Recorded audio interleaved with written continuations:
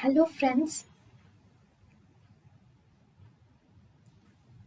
welcome to Creative Medicine. In this lecture, we will learn about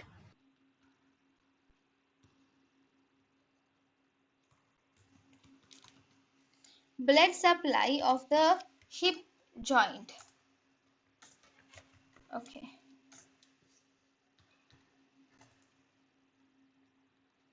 The hip joint receives its blood supply from two types of arteries.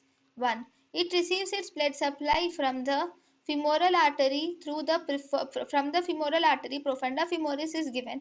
This profunda femoris will give rise to lateral circumflex femoral artery and medial circumflex femoral artery, which forms ascending cervical or retinacular arteries, which gives branches to the epiphyseal artery. Similarly, from the obturator artery, we have the foveal branch of the obturator artery, which will also give the branch to the head of the femur.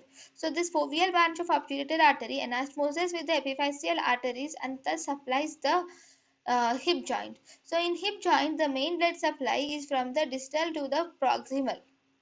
So, this is like this, it is like this, and it is like this. Okay.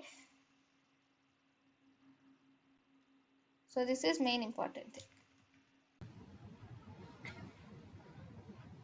thank you and thank you for watching.